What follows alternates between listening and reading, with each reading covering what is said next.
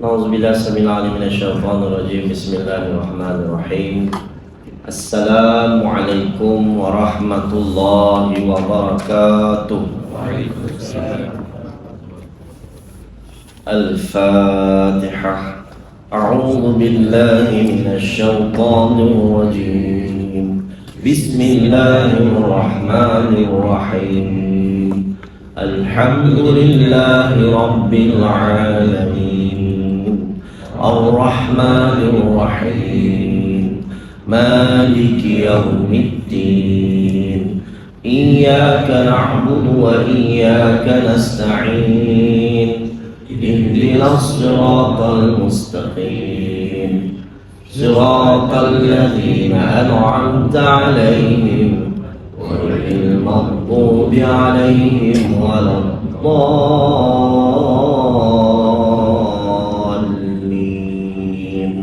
Amin. Allahumma shalli ala sayyidina Muhammad wa ala ali sayyidina Muhammad. Allahumma shalli ala sayyidina Muhammad wa ala ali sayyidina Muhammad.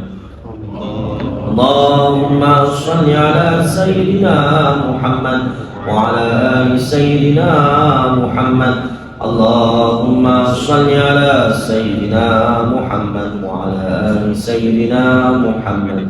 Allahumma shalli ala sayyidina Muhammad wa ala ali sayyidina Muhammad. Allahumma shalli ala sayyidina Muhammad wa ala ali sayyidina Muhammad.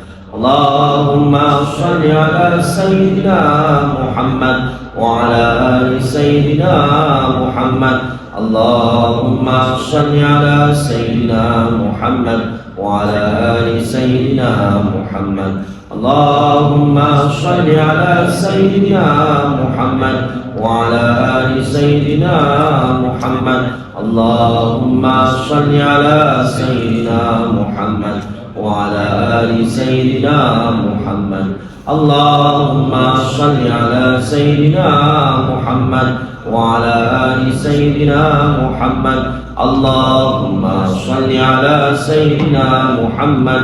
Ya Rabbi salli alaihi wa sallim. La ilaha illallah. La ilaha illallah. La ilaha illallah.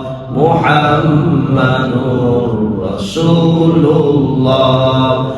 Ya Zal Jalali wal Ikram.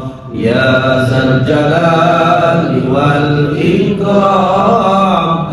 Ya Zal Jalali wal Ikram. Amitna ala dinil Islam. Alhamdulillah Rabbil Alamin. Alhamdulillah nahmaduhu wa nasta'inuhu wa na'udzu billahi min syururi anfusina wa min sayyiati a'malina. Man yahdihillahu fala mudilla lahu wa man yudlil fala hadiya lahu. Asyhadu an la ilaha illallah wahdahu la syarika lahu wa asyhadu anna sayyidana wa nabiyyina Muhammadan 'abduhu wa rasuluh. Rabbi shrah li sadri wa yassir li 'amri wahlul 'uqdatam min lisani yafqahu qawli. Allahumma la sahla illa ma ja'altahu sahla wa anta taj'al hazna in syi'ta sahla. Allahumma zil rahmata wal maghfirata wal barakata was salama wal baraka wal rahmah wal taufiq wal hidayah was sihah wal quwwah wal afiyah wa rizqan wasi'ah wa syafa'a Rasulullah sallallahu alaihi wasallam alaina wa alaikum wa usratukum ala ummatil Islam. Allahumma faqih fid din wa 'allimna ya Allah ya Rahman ya Rahim ya 'alim bit ta'wil. Allahumma zidna 'ilman wa 'ilman nafi'an wa rizqan wasi'an wa 'amalan mutaqabbala. Amin ya rabbal alamin. Ayyuhal muslim, sidang jemaah yang dirahmati Allah, saya hormati Tuan Imam serta Musyawarah beserta puasa, hadirin hadirat yang dirahmati Allah Subhanahu wa taala. Alhamdulillah, bersyukur kita kehadirat Allah Subhanahu wa taala pada malam yang ke-10 11, malam yang ke-11, betul? Betul lah, 11, besok 11, lusa 12. Malam yang ke-11 Rabiul Awal. Malam ini semoga kehadiran kita pada malam ini diberkati, dirahmati, lagi diridai oleh Allah Subhanahu wa taala, serta apa yang kita lakukan diterima di sisi Allah Subhanahu wa taala. Mudah-mudahan dalam bulan Rabiul Awal ini satu tarikh yang mesti kita kena ingat, yaitu kelahiran junjungan besar Nabi Muhammad sallallahu alaihi wasallam. Nah, sebagai tanda cintanya kita, sayangnya kita kepada Nabi Muhammad SAW, nah, kita ingat juga tarikh kelahiran. Setiap tahun kita sambut 12 Rabiul Awal, tahun Gajah. Itu pada ketika Nabi Muhammad SAW dilahirkan. Kenapa dinamakan tahun Gajah? Sebelum itu belum ada lagi perkiraan tentang kalender Islam. Sebab itu mereka pakai tahun apa yang kejadian berlaku itu, mengikut apa yang berlaku, itulah yang dipakai tahun tersebut. Namun datang para sahabat yang mengatur dan menyusun untuk dijadikan sebagai satu tarikh permulaan bagi umat Islam dan hari kalender umat Islam. Dan hari ini tuan-tuan, kalau kita lihat Nabi SAW melakukan bagaimanakah Nabi bersyukuri akan nikmat dan umur usia yang dikecapinya. Nabi sentiasa berpuasa. Dengan umur yang disambut ulang tahun kelahiran itu, Nabi melakukan puasa sebagai tanda syukurnya atas umur yang diberi. Jadi tuan-tuan, lepas ni sebagai sunnah Nabi SAW, ikut sunnah Nabi, kita sambut ulang tahun kelahiran dengan berpuasa. Satu, nah, walaupun puasa itu hari Khamis, puasa itu hari Rabu, puasalah kita. Kenapa? Kita menyambut ulang tahun kelahiran kita sebagai ikut perbuatan Nabi SAW. Maka kita dapat pahala. Satu. Keduanya, memang kita puasa Isnin itu sunat, sebab Nabi berpuasa sunat. Wafat hari Isnin, lahir hari Isnin, berpuasa pun hari Isnin, tuan-tuan. Sebab tu Nabi berpuasa. Kita puasa Isnin itu sebab apa? Ikut sunnah Nabi SAW. Namun ada di antaranya kita kena ketahui sunnah Nabi SAW dengan kita menyambut ulang tahun kelahiran itu dengan berpuasa. Jadi nak ikut kalender mana satu? Kalender Masihi ke kalender Hijri? Ikutlah kalender Hijri. Nak ikut apa yang Nabi SAW buat, ikut kalender Hijri. Tak payah ikut Masihi. Dan 60 tahun saya tak pernah ubah. 70 tahun umur saya sambut ulang tahun saya kalender Masihi. Kali ni ubah, sambut ikut kalender Hijri. Cuma tengok suasana bila sambut dengan Hijri, apa kebezaannya, apa luar biasanya. Sebab kita ikut daripada Nabi Muhammad sallallahu alaihi wasallam. Carilah tarikh lahir tuan-tuan, ikut tarikh kalender Islam. Nah, kalau tak ada, tuan-tuan PM tepi ya. Tapi jangan ramai. Kalau pergi jatuh mufti, dia ada kaedah macam mana nak cari. Itu boleh tanya. Tuan-tuan hantar satu paper dan sejemaah yang terpilih je lah, tentang mungkin 2-3 balik lah, susun nama atau kita jatuh mufti kita dengan tarikh, boleh tak? Jadi masa saya dapat tarikh saya, tuan-tuan kat Google pun boleh, tuan-tuan. Kat Google tengok tarikh tu dah ada dah. Baik, muslimin muslimat itu yang pertama. Yang kedua yang tuan-tuan, itu tadi buat perumahan ikut kalender Hijri, dan lepas ni kiralah umur ikut kalender Hijri. Nampaklah tua cepat sikit. Ni tak dia dah kata lah makna tua pun ni cepat sikit tua kita. Bila kita ikut kalender Hijri, memang umur kita ke-8 sikit. Jadi kalau umur kita hari ini dah 60, bermakna umur kita sebenarnya 61 tahun, tuan-tuan. Jadi itu mudah-mudahan kita banyak mengingat Allah dan banyak membuat persiapan untuk kita pulang kepada Allah Subhanahu wa taala. Sebelum kita dijemput pulang, kita buat persiapan. Muslimin muslimat rahmati Allah Subhanahu wa taala. Jadi di antara juga banyakkan selawat dalam bulan ini. Jadikan bulan selawat, bulan yang banyakkan memuliakan Nabi SAW dengan berselawat. Siapa berselawat ke atas Nabi SAW sekali, Allah muliakan dia. Allah berselawatkan ke atas dia dengan arti kata Allah beri rahmat, Allah beri keberkatan kepada dia sebanyak 10 kali. Baru sekali tu. Kalau 10 kali dapat 100 kelebihan. Kalau 100 dapat 2 kebebasan. Pertama, bebas daripada api neraka. Yang kedua, bebas daripada sifat munafik. Mudah-mudahan sebab siapa yang boleh bagi kita ni umat Nabi Muhammad, yang boleh bagi syafaat adalah Nabi Muhammad sallallahu alaihi wasallam. Saya ikut akhlak Nabi, qudwatun hasanah, ikutan yang baik adalah Nabi Muhammad sallallahu alaihi wasallam. Sayangkan Nabi, ikut contohlah akhlak Nabi, perbuatan Nabi, semampu dan sedaya mungkin kita boleh ikut, kita ikut yang terbaik. Dan Nabi antara Nabi-Nabi di antara juga para Nabi dan Rasul yang terkuat sabarnya, Allah Akbar. Kita pun tak mampu nak sabar tahap itu tuan-tuan, tapi kita berusaha, mudah-mudahan dengan berkat Nabi kita mampu melakukan yang terbaik tuan-tuan. Muslimin muslimah rahmati Allah subhanahu wa ta'ala. Dan pada malam ini kita sentuh sikit bangkitan bila mana tempoh hari ada yang bertanya tentang janda berias ni ada edah tak? Dia tak ada edah. Dia tak ada edah. Janda berias cuma status dia mesti melalui mahkamah nak putuskan dia. Kalau dia itu bercerai melalui maknanya pengesahan itu dibuat mahkamah, dia bukan sekadar syar'i saja berlaku, tetapi pengesahan itu perlu mengikut Amirul Mukminin yang menetapkan pada enactment. Dan bila disahkan memang dia itu statement janda berias, maka tuan-tuan dia tak ada edah. Dan kita lihat pada perbahasan di dalam kitab fiqh tersebut, saya tunjuk sikit apakah hikmah iddah. Sebelum kita sentuh dalam kitab ni, apakah hikmah iddah ni sebenarnya? Kita tahu bila isteri ni dalam iddah, suami ada iddah tak? Suami tak ada iddah, tapi dia kena ikut iddah isteri. Nak kahwin dalam masa iddah boleh tak? Saya tanya. Boleh kahwin, tapi dia kena poligami dalam iddah. Takut dia diam, dia rujuk khususnya. Anda dapat nombor dua. Itu yang kita tak. Bila kesannya apa? Kesannya nanti bila pendaftaran nikah itu tidak berlaku, pendaftaran tidak berekod, kesian pada hak wanita. Muslimin muslimah rahmati Allah Ta'ala. Hikmah iddah. Terdapat beberapa hikmah pensyariatan iddah kepada wanita Islam. Antara hikmah tersebut ialah yang pertama, untuk memastikan kekosongan rahim. Itu tujuannya. Kekosongan rahim daripada benih suami terdahulu. Ia bertujuan untuk mengelakkan percampuran benih antara suami dahulu dengan suami yang baru. Itu tujuan iddah. Kalau contoh iddah ni tak ada, cerai dia besok kahwin, tutup, kau ni anak caka ni ada, dia tuduh perempuan berzina dulu, boleh jadi tiba begitu.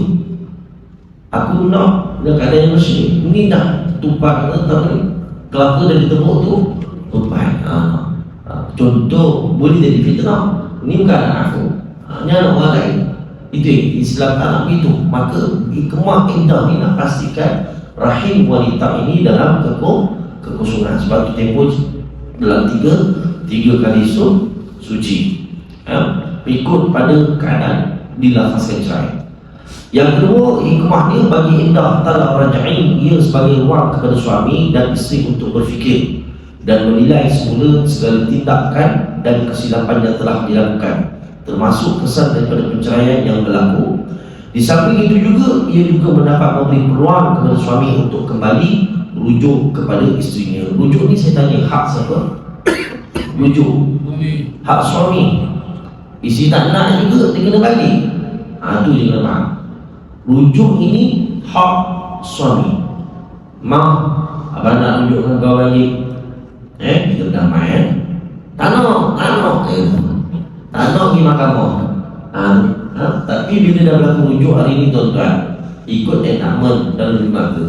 Bila berlaku rujuk, contoh dia kata saya dah rujuk dengan Pak Imam dah, maka begitu daftar dekat penjaga agama semula, pengesahan secara dokumentasi, biar ada hitam dan putih. Itu juga di antara ada kebaikannya. Bila daftar, tahu berapa dah talak yang dilakukan oleh suami. Kalau kata dia cerai, rujuk sampai 10 kali, boleh berlaku itu? Tak boleh. Sebab laki ni dia boleh sampai 3 kali.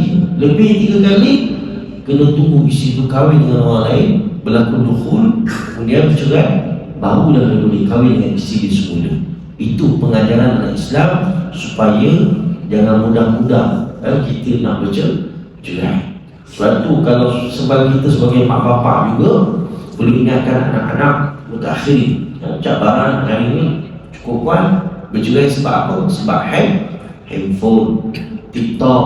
Nah, tu kena ingat tanggungjawab yang dia kena pikul bila sudah berumah tangga, baik suami, baik isteri. Maka sebab itu kalau dah bercerai, dia boleh duduk rumah tak? Kalau tak rajain boleh duduk lah, cuma jangan bersama. Jangan bersama, tapi kalau bersama rujuk dulu. Tu je. Sebab ada yang aku nak sama dia rujuk tak nak. Itu jadi apa? Boleh jadi zina. Jangan memek. Sebab itu dia boleh duduk serumah, cuma dia kena wujudkan persamaan semula, bibit-bibit kebahagiaan, bibit-bibit kasih sayang, bibit-bibit suami isteri yang bahagia. Itu tujuannya bila bercerai. Tenda ataupun talak rajai, dia boleh duduk semua. Ada orang tak boleh langsung, tak boleh sebab dia tak suami isteri. Tapi dia boleh rujuk tak? Boleh. Sebab tu dia boleh duduk semua dengan syarat jangan bersama. Kalau nak bersama kena rujuk dah. Ada kata saya dah rujuk sah, rujuk perbuatan. Yang ni tuan-tuan ni, dia kena rujuk kat mahkamah. Boleh terpakai atau tidak, rujuk mahkamah. Muslimin muslimah rahmati Allah subhanahu wa ta'ala, pendapat dia ada perbahasan juga, tapi ada amalan sebenarnya dipakai, ada sebenarnya kita pakai. Contoh itu dia bergantung pada pemikiran ataupun pendapat yang diguna pakai, nama yang diguna pakai setiap negeri. Maka yang ketiga, bagi perempuan yang kematian suami, bagi perempuan yang kematian suami, tempoh iddah juga sebagai tempoh berkabung bagi menghormati dan mengingati nikmat perkahwinan terdahulu. Jangan mudah melupakan perkahwinan terdahulu. Ia juga sebagai tanda menjaga hak suami dan tanda menzahirkan kesetiaan isteri kepada suami. Jangan cepat-cepat lepas cerai ni nak kematian suami je, besok dia kahwin. Beza dengan suami kalau isteri mati minggu depan nak kahwin, ataupun dia dah siap-siap borong dulu. Dia tahu isteri nak mati, dia siapkan borong dulu. Nah, isteri habis yang landing, dia pun terbang. Boleh faham bahasa tu? Nah, maksudnya dia kahwin. Bagi suami, dia kalau kuasa isteri, dia tak ada iddah. Tapi janganlah terlalu awal sangat. Hormatilah pada pihak-pihak keluarga dari segi akhlak adabnya. Memang dia kena kahwin. Nah, isteri dah meninggal pagi tu, malam tu dah boleh kahwin. Beza dengan isteri. Isteri tak boleh. Dia kena jaga sebab fitnah ialah fitnah. Sebab nak jaga kesejahteraan dia, hubungan dengan suami dia terdahulu, nak pastikan dia keadaan suci dan bersih. Ini hikmahnya. Sebab tu Allah Ta'ala letakkan iddah pada wanita ni tadi, sebab nak menjaga kemuliaan kesucian wanita. Itu sebenarnya, bukan menyusahkan, tidak, tetapi nak menjaga kesucian dan kemuliaan seorang wanita. Batu tuan-tuan muslimin muslimat, batu berbeza dengan suami. Suami dia boleh, tapi kalau isteri kematian suami, isteri kematian suami dia kena tunggu 4 bulan 10 hari. Bila tempohnya bermula, yang ni nak kena tahu. Ada pendapat mengatakan, saya dah dengar ni, dia kata ustaz, ada yang mengatakan dia boleh ziarah kubur. Lepas ziarah kubur tu barulah bermulanya iddah. No, tuan-tuan. Quran tuan-tuan jangan main. Ni Quran. Apa tu dia kena tengok betul-betul. Muslimin muslimat, suami tak kecil hatinya. Kalau kau tak hantar suami ke kubur, ada suami kecil hati? Dah mati, apa dah kecil hati lagi? Tak ada kecil hatinya suami. Suami dah balik, terus balik. Tak payah pandang ke belakang lagi. Itu memang hakikat dan sebenar-benarnya. Bila matinya seorang anak Adam meninggal dunia, terputuslah hubungan dengan dunia. Tuan-tuan, mana dalil yang mengatakan lagi dia itu adalah isterinya? Dah terputus dah. Cerai, bercerai lah dia. Cerai tadi, cerai mati. Nampak tak? Muslimin muslimah rahmati Allah subhanahu wa ta'ala. Maka disebutkan di situ juga melambangkan, selain itu berkabung juga sebagai lambang pengabdian diri terhadap Allah, menyanjung tinggi perintah Allah. Ini lebih aula dan lebih utama menyanjung perintah Allah. Boleh pergi haji, orang boleh tangguh haji. Umrah lagi tak boleh pergi. Saya tak bayar Ustaz. Bukan masalah bayar, masalah hukum. Masalah hukum dulu. Kalau dah ada ihsan daripada teraga tu, apalah mana-mana macam mana. Habis kalau pergi juga, jangan main-main tuan. Mana dosa tak? Sebab hukum perintah wajib iddah ini datangnya daripada Allah. Sedangkan umrah itu sunnah. Jadi umrah wajib semua hidup sekali kan, iaitu ketika menunaikan haji. Jenis dan tempoh iddah, kita lihat sedikit tuan. Jenis dan tempoh iddah. Tadi hikmah iddah secara keseluruhannya sebab wajib iddah terbagi kepada dua bahagian, iaitu iddah disebabkan perceraian semasa hidup dan iddah dengan sebab kematian suami. Setiap disebab wajib, bukan sunat, wajib. Wajib mematuhinya. Sebab tu wanita hari ini kalau dah bercerai, dia tak boleh sesuka hati nak tabang tayang sana tayang sini. Dia kena jaga, nak supaya menjaga hubungan kekeluargaan dia dengan suami terdahulu. Sebab tu ingatlah, saya sebutkan juga dalam satu peristiwa Nabi lihat di dalam neraka ramainya wanita. Nabi tengok lihat gambarannya di neraka itu ramainya wanita. Sebab tu ingatlah kan, isteri kita, anak-anak kita sama-sama kena ingat supaya kita membimbing dia. Anfusakum wa ahlikum nara. Itu tanggungjawab siapa? Suami. Muslimin muslimah rahmati Allah SWT. Setiap bahagian iddah tersebut mempunyai perkiraan tersendiri yang akan menentukan tempoh iddah yang perlu ditempah. Dia tempoh sama ada panjang ataupun pendek. Perkiraan iddah terbagi pada tiga, iaitu iddah dengan kiraan suci. Kalau dicerai ketika suci, dikira dengan suci huruf. Yang kedua, iddah dengan kiraan bulan. Tadi kiraan suci iaitu pada haid dia. Iddah dengan kiraan bulan. Ada orang tak ada haid. Mana ada haid lagi? Nak kira bagi apa?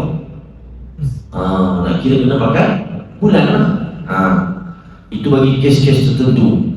Suami kena tahu iddah dengan kelahiran atau keguguran. Ini boleh jadi pendek, boleh jadi panjang. Ada muslimin muslimah rahmati Allah SWT. Jadi jenis iddah yang pertama, bercerai talak raj'i, iaitu bain. Maknanya talak raj'i yang boleh dirujuk. Ada haid. Kalau dicerai ketika dalam keadaan ada haid, 3 kali suci. Jika ditalakkan semasa dalam keadaan suci, iddahnya tamat apabila datang haid yang ketiga. Itu kalau dia cerai isterinya dalam keadaan suci. Okay? Suci maknanya dalam keadaan dia tidak ada haid. Haid tak datang lagi, tapi suci, dia cerai ketika itu. Maka suci yang ketiga itu tempoh iddah. Jika ditalakkan semasa dalam keadaan haid, ini talak bid'i. Isi dalam keadaan haid diceraikan, itu talak bid'i. Maknanya tak dibolehkan. Namun berlaku juga. Sebab apa? Kemarahan. Maknanya apa? Jika ditalakkan semasa dalam keadaan haid, iddah tamat apabila datang haid yang keempat. Bukan tunggu haid tu habis, tak. Haid masuk yang pertama tu, haid kedua, haid ketiga, haid keempat. Bukan haid yang macam. Dia contoh bulan ni haid datang yang pertama. Datang haid pertama je, maka habis 1 kali suci. Masuk bulan berikut ataupun seterusnya, dia paling lama haid ni 15 hari 15 malam, itu kena tahu. Dan paling cepat sampai semalam normal 7 hari. Namun paling lama 15. Selepas itu istihadah. Maka kiraan haid datang hari pertama itu, jangan tunggu sampai habis tempoh kau kira haid tak. Datang hari pertama itu dikira dah 1 kali suci. Masuk bulan yang seterusnya ataupun haid yang kita kedua, maka 2 kali suci. Masuk kita haid yang ketiga, mana dengan selepas jarak suci tadi, maka datang haid yang ketiga. Masuk dia haid ketiga itu yang pertama, pada hari pertama, maka habis dah iddah ni. Kalau sedang tempoh itu suami tak rujuk, suami nak rujuk setelah itu dah tak boleh. Bukan tunggu habis iddah sampai 12 hari atau 7 hari habis dia suci, tak. Masuk dia haid setiap kiraan pada tempat-tempat haid semua ya. Bukan 1, 2, 3 tak boleh.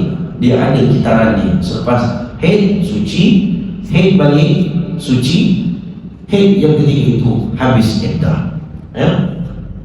Muslimin muslimah rahmatullah ta'ala, ni sebentar lalu kita ambil tentang haid. Jika ditambahkan semasa dengan haid kerana nifas, hendaklah menunggu sehingga 3 kali suci.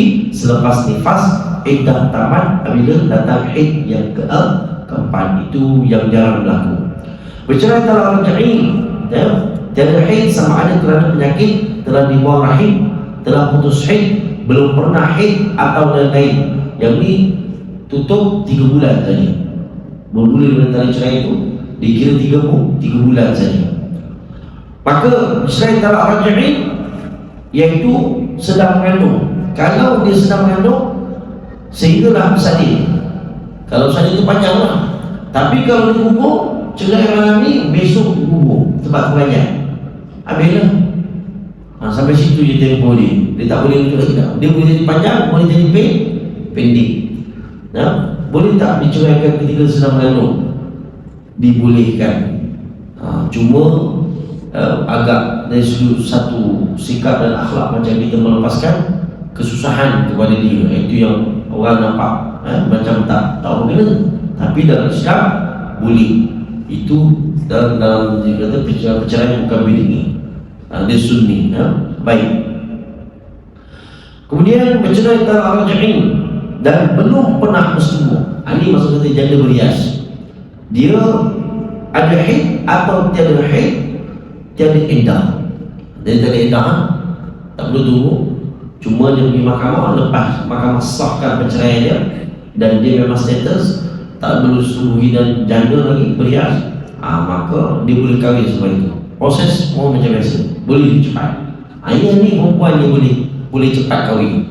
Janda berias kan?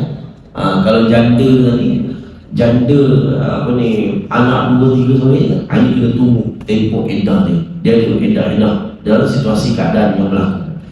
Maka tuan-tuan, bercerai talak raj'i mengidap istihadah. Jadi dia 3 kali suci dan boleh berlaku 3 bulan. Kemudian berlaku kematian suami semasa berada dalam tempoh iddah talak raj'i dan tidak mengandung. Macam mana tu? Berlaku kematian suami semasa berada dalam keadaan tempoh iddah talak raj'i dan tidak mengandung. Maksudnya isteri ni tadi dalam keadaan sama ada diceraikan dalam talak iddah, dia ada talak raj'i ataupun bercerai dalam keadaan dia mengandung. Dia dalam tempoh iddah tu suami mati, belum sempat rujuk. Kemudian ada haid atau tiada haid 4 bulan 10 hari. Itu dia punya kategori dia, 4 bulan 10 hari.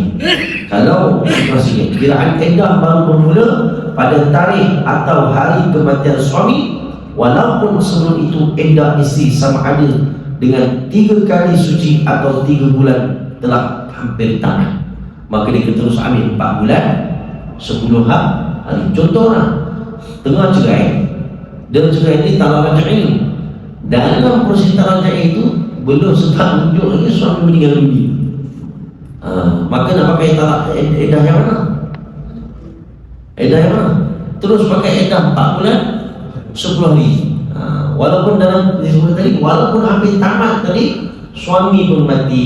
Sebab dia boleh lagi rujuk, cuma dia tak nak rujuk, tapi boleh berlaku rujuk. Maka kalau suami mati, kenalah tambah lagi. Kalau tadi dah 12,5, tiba-tiba suami mati, tambah lagi 4 bulan 10 hari. Terus dia kena pakai 4 bulan 10 hari. Itu bagi perempuan ya. Okey. Kemudian berlaku kematian suami semasa dalam tempoh iddah talak ba'in dan tidak mengandung. Ada haid atau tiada haid, 3 kali suci atau 3 bulan. Yang ni kekal. Kalau tadi dia bermula suami mati, yang ni bukanlah suami mati. Berlaku kematian suami semasa berada dalam tempoh iddah talak ba'in. talak ba'in, bukan talak raj'i, talak ba'in, dan tidak mengandung, maka dia ambil 3 kali suci. Yang seterusnya, kematian suami sama ada telah disetubuhi atau belum disetubuhi dan tidak mengandung, ada haid atau tiada haid, yang ni 4 bulan 10 hari. Wanita yang kematian suami bukan saja wajib beriddah, tetapi juga wajib berkabung. Maksud kabung ni apa? Dia tak boleh menampakkan perhiasannya, tak boleh tabarruj, tak boleh nak bersuria, kena berkabung. Wajib berkabung. Kalau dia kematian suami bukan saja wajib beriddah, namun wajib berkabung. Kalau dia kata bekerja memang dia kena cari kerja, rezeki dan bangun diri keluarganya, maka dia boleh pergi kerja, tapi bukan untuk bersuria, tapi lepas habis kerja dia kena terus balik, bukan untuk jadi situasi dan sebagainya, sehingga dia boleh mendatangkan dosa. Tak begitu. Lepas tu dia kena faham sungguh-sungguh ini perintah Allah, bukan perintah kita, perintah Allah. Bila perintah Allah wajib dipatuhi. Kematian suami sedang mengandung sehingga melahirkan anak atau kandungan gugur. Ini bagi kes yang jarang berlaku tapi boleh berlaku. Suami hilang, ada haid, tiada haid atau sedang mengandung, isteri wajib menunggu selama 4 tahun. Selepas 4 tahun, tempoh tersebut isteri wajib pula beriddah dengan iddah kematian suami selama 4 bulan 10 hari. Dan tunggu 4 tahun tambah lagi 4 bulan 10 hari. Jadi 4 tahun 360, campur semua 4 tahun campur lagi 4 bulan 10 hari. Sebab tu Allah Ta'ala nak muliakan wanita ni, dunia pun Allah muliakan. Kalau dia beramal, akhirat lagi dimuliakan. Subhanallah. Lepas tu kalau buat amalan ni kerana Allah, bukan kerana manusia, bukan buat hawa nafsu. Lepas tu kena jaga tuan-tuan muslimin muslimat ya Allah. Subhanallah. Sedikit pencerahan tentang iddah. Jadi kalau janda berias tu tidak ada iddah, tidak ada iddah. Kalau dia tak subur lah, kalau dah subur bukan janda berias lagi dah. Maknanya telah bersama walaupun sekali, maka dia bukan lagi janda berias. Prosesnya ikutlah macam mana. Kalau dia dah diceraikan ketika dalam keadaan haid, maka dia kena pakai haid yang keempat baru dia suci. Kalau dia dalam keadaan suci, maka suami ceraikan dia, baru sekali pertama dia bersama, maka 3 kali suci lah situasinya. Wallahualam. Jadi kita sambung pada perkara mencari sifat-sifat yang dituntut pada kedua pasangan. Baru masuk. Kita masuk sikit boleh? Kita berhenti 8.30, InsyaAllah. Boleh ya? InsyaAllah. Mencari sifat, setakat ini tuan faham iddah. Mungkin yang ada yang pernah berlaku, ada yang tak pernah berlaku tuan-tuan, tapi yang pernah berlaku tu kita ambil remind, peringatan prosesnya. Mencari sifat-sifat yang dituntut pada kedua pasangan. Ini dalam mukaddimah perkahwinan. Mukaddimah perkahwinan. Jadi nak kahwin, kalau ikut hadis Nabi SAW, lihatlah pada 4 perkara ni, baik pada lelaki, baik pada perempuan. Pilih. Tahu biasa orang pilih cantik, pilihlah kecantikan, pilihlah keturunan, pilih yang berharta, kemudian pilih agama. Nabi kata apa? Kalau kau pilih agama, sempurna yang lain. Itu je tu lah. Nak cari agama ni kadang-kadang kena. Takkan tuan-tuan nak buat ujian, panggil 10 orang, okey buat ujian, tengok. Tak ada sampai tahap tu. Ke nak buat macam piramid pula. Nak bezakan antara perempuan dengan wanita, perempuan dengan betina dengan bahasa sikit lah, bahasa yang nak bezakan antara perempuan dengan penuh betina. Jadi digaulkan semua. Tak, tuan-tuan nak buat macam tu hari ni, orang tak nak buat tau. Kalau dulu orang tak tahu boleh tuan buat. Ini orang tak tahu dah. Ni anak mana, anak orang gila ni pun. Jadi tak kena cari sesuai. Ada orang sembahyang hajat, itu sesuai. Sembahyang hajat minta petunjuk, sembahyang istikharah minta petunjuk supaya pilihan yang betul. Namun kalau dah buat sembahyang hajat, dah buat istikharah, dapat juga ujian sabar. Dalam rumah tangga ni, saya ingatkan saya serta para jemaah memang kena banyak sabar, insyaAllah. Berkat kesabaran itu, pada rahmat Allah, Allah sedang uji seseorang itu dan naikkan darjat seseorang ataupun sesebuah keluarga itu. Maka cari sifat-sifat yang dituntut pada kedua-duanya pasangan. Yang pertama, Islam telah menggariskan sifat yang perlu ada pada calon pengantin perempuan dan pengantin lelaki. Seseorang yang ingin berkahwin mestilah mencari suami atau isteri yang bersifat dengan sifat berikut. Yang pertama, agama yang sahih. Agama yang sahih, agama yang betul maknanya. Apa agama betul? Dia tahu sembahyang, dia tahu tanggungjawab daripada Tuhan, dia tahu tanggungjawab pada agama, dia tahu membimbing isteri dan anak-anak, dia tahu mencari yang halal, dia tahu berusaha dengan cara yang halal. Itu cara agama. Itu kan agama. Dia tidak melangkaui perkara-perkara yang menyalah agama. Kalau buat sesuatu susah sangat saya, apa jalan senang nak jadi kaya, dia tikam nombor haram hukum dia. Haram hukum dia. Bagi makan bini, anak isteri dengan benda yang haram, berdosa kita. Cari agama yang sahih dan akhlak yang mantap. Bukan hanya depan mak mertua, bapak mertua, depan mak itu jadi baik, belakang mak dia dah tikam lidah. Aku tak suka mak mertua aku tu. Jangan. Aku tak suka bapak mertua aku tu. Jangan. Ini akhlak yang buruk. Depan kena marah pun, kena tegur pun, terima kita bersalah. Habis sekejap je, masa je. Lama-lama itu hilang. Kita terus buat baik. Sebab itu agama yang sahih dan akhlak yang mantap. Saling sama sebenarnya. Habis kalau bapak mentu kat rumah pakai surat pendek macam mana tegur? Contohlah menantu dan anak aku tak pernah tegur aku, kau menantu lagi tegur aku, kau keluar dari sini. Dia suruh keluar macam tak dapat duduk situ pun tak apa. Pokoknya kita dah tegur untuk kebaikannya. Tapi bukan tegur dia depan anak menantu lain, bukan cucu-cucu lain. Tegur dia dengan cara berkawan. Cakap sikit boleh bang. Ni style cakap, tapi jangan tak berlaku pun. Tapi kalau berlaku luar biasa. Tapi kalau bercakap dengan bapak betul, tackle dia, ni macam salah lah. Saya ni tak ada pandai sangat, bodoh ada ni. Rendah diri je. Jangan mengaku pandai. Kalau keluar patwa dia susah kita. Siapa makan kamu? Kau makan kamu ke aku makan kamu? Apa tuan-tuan jawab? Jadi kita cari kat mana ni tegur dengan cara berlimpah. Paling habis sigap lemah iman, Nabi beritahu benci dengan hati. Tapi dengan benci dengan hati, doa kalau dia nak supaya dapat hidayah, taufik daripada Allah. Akhir sekali dia berubah dengan izin Allah. Bukan sendiri, tapi dia berubah dengan pertolongan Allah, dengan adanya permohonan daripada menantu dan permohonan daripada keluarga dia tuan-tuan. Batu penting. Lelaki yang bakal berkahwin mestilah beragama dan mempunyai akhlak yang baik. Tak ada. Lepas tu saya ingat, belum kahwin dia dah bawa keluar ke hulu ke hilir. Ni boleh jadi calon tak? Lepas tu kata nak pergi khusus, habis balik khusus aku tahu balik pukul 5 dah balik, pukul 4 dah balik. Lepas pukul 4 pergi mana? Kita rewang-rewang dulu kat sana, kita pergi pantai ni. Habis khusus tu gimana? Pergi bawa apa lain sebagainya, pergi supermarket, jalan perantangan, bercakap sembang. Nak sembang pun lepas kahwin. Cakap yang perlu saja. Sebab tu lesen pertunangan bukan lesen untuk sentuh-sentuh. Saya ingat kali saya satu pada jemaah, lesen bertunang bukan lesen membenarkan anak kita untuk sentuh menyentuh. Bukan. Dia masih lagi haram. Masih lagi haram.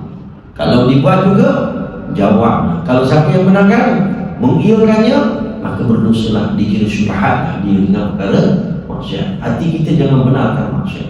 Hati kita mesti menidakkan maksiat dan membenci kepada maksiat. La taqrabu zina, jangan menghampiri zina. Dia tak berlaku zina tadi, tapi bibit-bibit zina itu jangan dihampiri atau didekati. Bakal isteri yang juga perlu agama. Jadi bakal isteri itu pun perlu beragama. Pergi khusyuk bagus, keluar bagus kat tu. Masuk dalam kereta, tudung tanggal. Saya jumpa bukan tak jumpa tu kan. Bukan saling tengok, tertengok.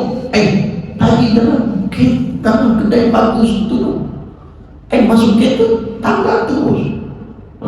Jangan sebab orang nampak cermin tu cermin kan. Jangan begitu. Kalau cermin gelap-gelap tutup. Ada lagi dia punya imbasan tak nampak. Tapi ini cermin. Jadi jangan kita depan manusia kita berlakon. Na'udzubillah min zalik. Sebab tu na'udzubillah min zalik, minta jauh daripada sifat-sifat munafik. Baik, bakal isteri juga perlu beragama dan mempunyai akhlak yang baik, sopan santun, berbicara dengan baik, cakap dengan baik. Nah, belum kahwin dia cakap agak tegas sikit lah. Dah kahwin dia lemah lembut. Tapi terbalik, belum kahwin lemah lembut, dah kahwin kasar ni. Baru tahu dia nikah macam singa. Tuan-tuan tahu. Nah, masa kahwin sebab semua tak nampak lagi, dah kahwin pun nampak dia punya perangai dan akhlaknya.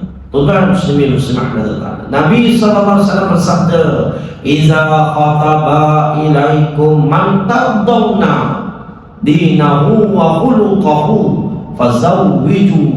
fazawwijuhu illa taf'alu takun fitnatun fil ardi wa fasadun 'aridun." Yang bermaksud, apabila orang yang kamu redai agama dan akhlaknya, itu keringan. Apabila orang yang kamu redai, kamu suka, kamu setuju agama dan akhlaknya datang meminang kepada kamu, hendaklah kamu kahwinkannya. Hendaklah kamu kahwinkannya. Kau datang tu orang yang bagus-bagus akhlaknya, kenal dah, budi-budi bahasanya, tingkah lakunya, maka kahwinkanlah. Ada berapa perkara yang cepat yang disarankan oleh Nabi SAW? Ada berapa perkara? 3, 5. Bila masuk waktu buka puasa, berbuka puasa. Bila masuk waktu azan, lawankan azan. Bila masuk waktu sembahyang, segerakan sembahyang. Bila mati, cepatkan anak, jangan tangguh-tangguh. Nanti anak ni belum balik lagi. Siapa suruh tak balik masa sebelum mati, masa dia sakit tu dah tahu dah kenapa tak balik. Jadi segerakan, jangan tangguhkan kematian dia. Lambat tanam. Mereka makruh kalau dia lambat-lambatkan. Yang kelima, nikah. Pak Imam jangan banyak tanya, dia dah khusus cepatkan nikah. Masa tu lah aku tanya, belum ganti. Boleh jawab, itu baru part 1 aku terima nikahnya, aku nikahkan kau, balik-balik dia nikahkan Pak Imam. Bila nak habis, orang suruh nikah, terima nikah, dia nikahkan Pak Imam. Baik tuan-tuan, tu di antaranya 5 perkara yang perlu disegerakan. Jadi kahwin nikah, lepas tu kena tanya anak kita betul-betul minat. Abang bila orang datang minat kau, soalnya ada orang nak jaga kau. Soalnya abang punya beban dah kurang sikit, tapi bukan abang lepas habis je. Abang tengok daripada jauh pakai teropong lah.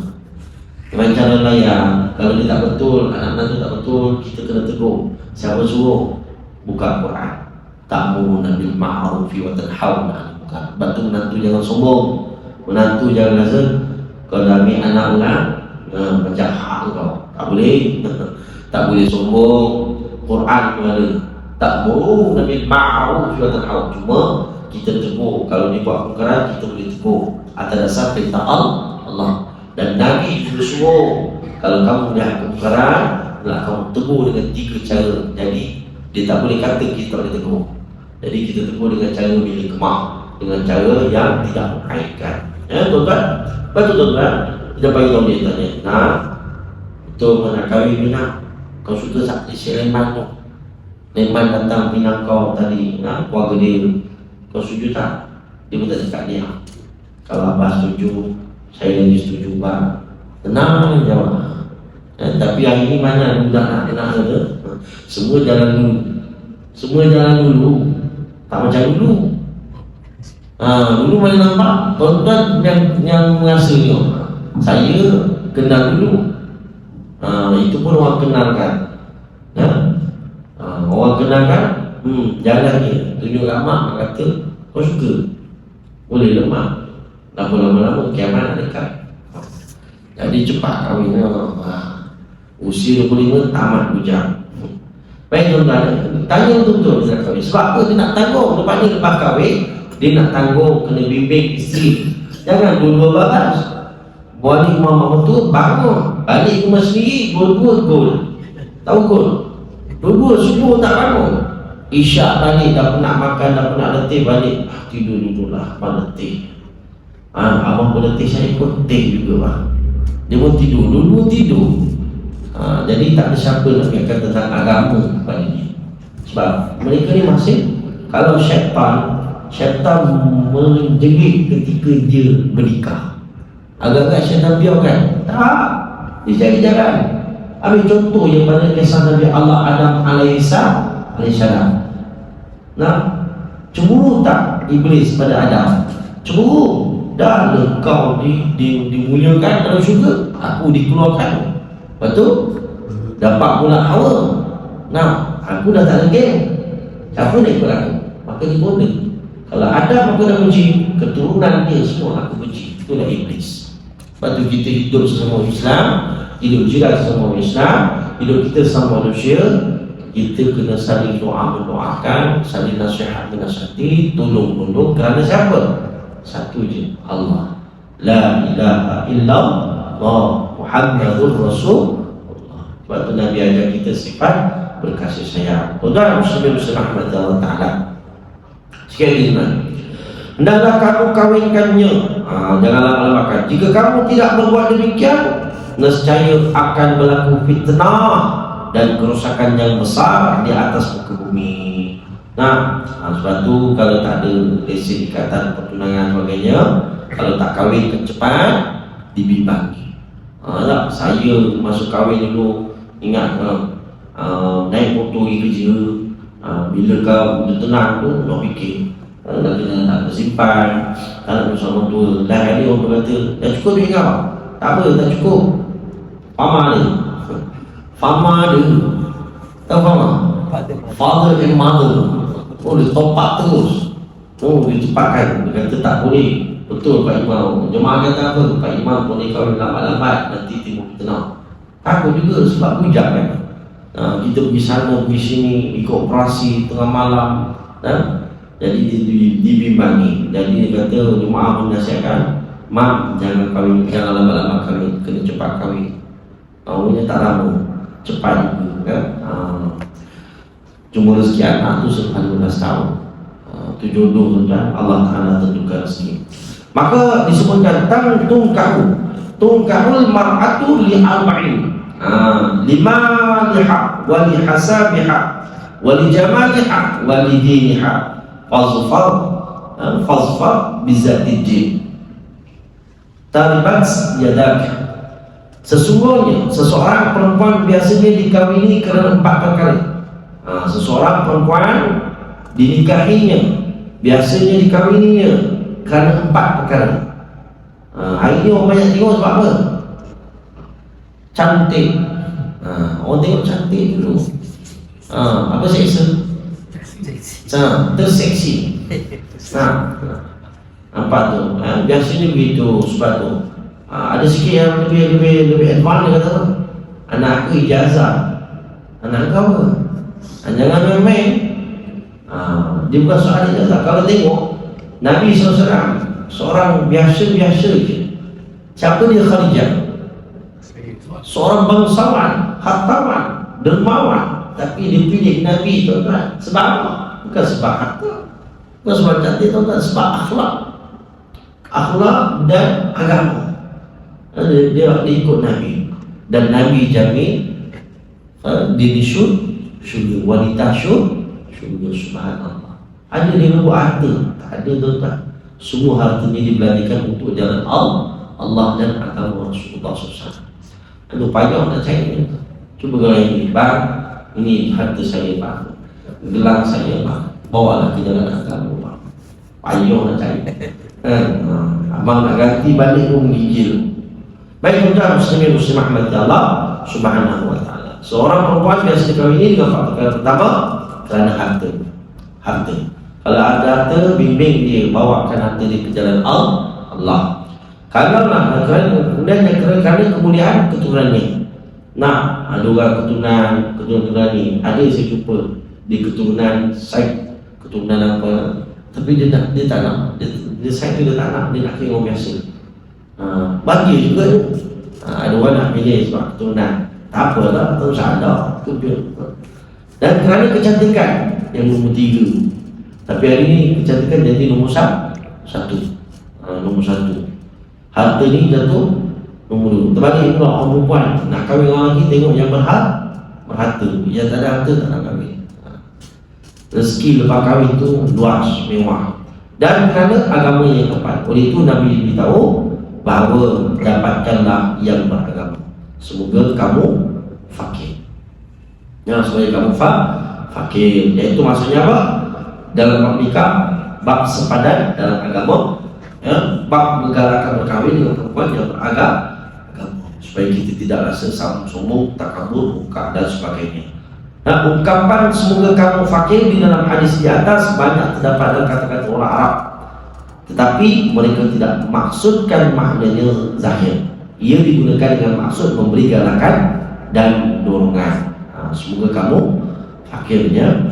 Maksud beragama dan berakhlak ialah taat, mengerjakan amal soleh, menjauhi perkara-perkara yang haram, serta menunaikan segala tanggungjawab rumah tangga. Ini penting.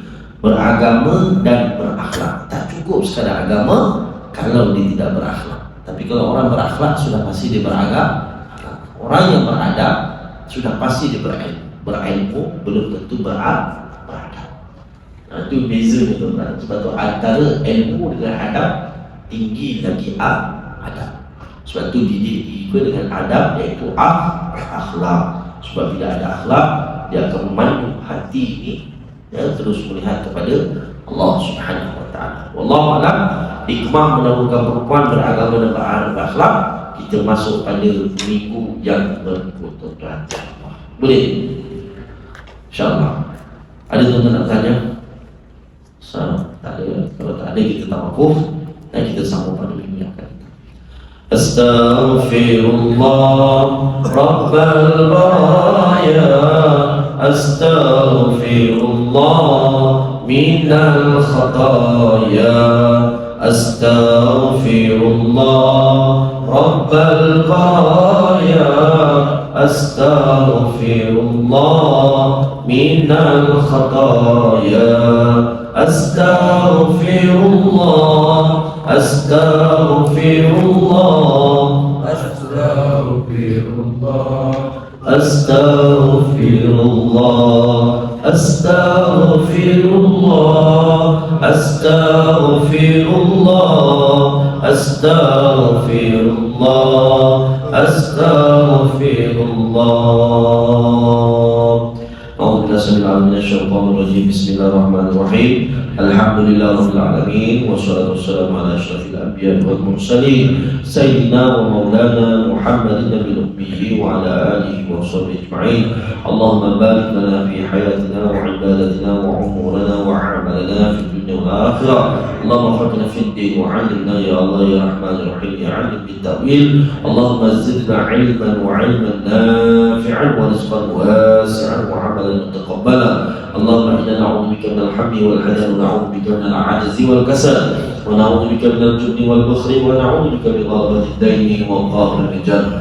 Allahumma arinal haqqa haqqan warzuqna ittiba'ahu wa arinal batila batilan warzuqna ijtinabah. Allahumma inna na'udzubika min qalbin la yakhsha', min nafsin la tashba'u, min 'aynin la tadma'u, min du'a'in la yustajabu lahu. Allahumma inna naj'aluka fi nuri a'da'ina wa na'udzu bika min shururihim. Allahumma ردّ كيدهم على ظهورهم. اللهم بدل شملهم وفرق جمعهم وشتت كلمتهم وزلزل أقدامهم وسلط عليهم كما من كلاب يا قاهر يا جبار يا متكبر. اللهم يا منزل الكتاب ويا مجري السحاب ويا هازم الأحزاب اهزمهم يا الله، اهزمهم يا جبار، اهزمهم يا متكبر وانصرنا عليهم. ربنا آتنا في الدنيا حسنة وفي الآخرة حسنة وقنا عذاب النار. وصلى الله على سيدنا محمد وعلى آله وصحبه وبارك وسلم والحمد لله رب العالمين. تقبل الله منكم.